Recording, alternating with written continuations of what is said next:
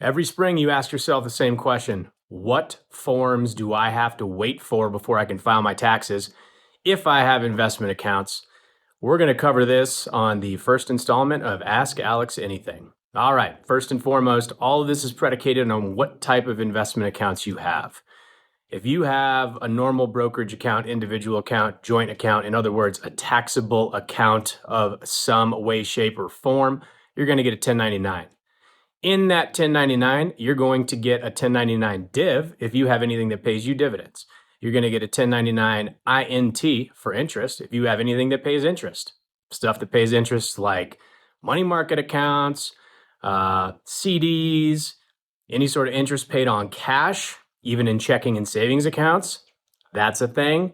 Any type of bond that you may have, all of these things pay interest. You're going to get a 1099 INT on that.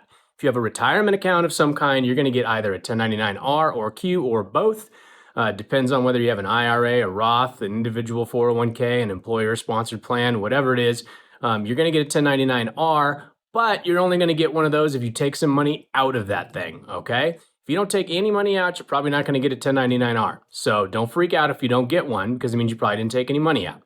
You're going to get a 5498. That's going to show the value of your retirement accounts. It's also going to show your contributions, which is important to keep track of, okay?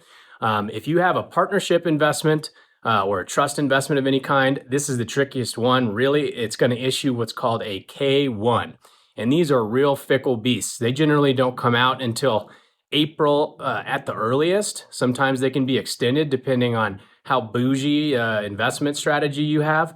But ultimately, K1s will come out if you have a partnership interest or income coming from a trust investment. If you sell that K1 investment at any point during the calendar year, that's going to be reported on what's called a 1099-B. So look out for that if you sell one of those investments or it matures or whatever during the course of the year. All right, remember, hope is not an investment strategy. Don't forget to send in questions if you got them. See y'all next week.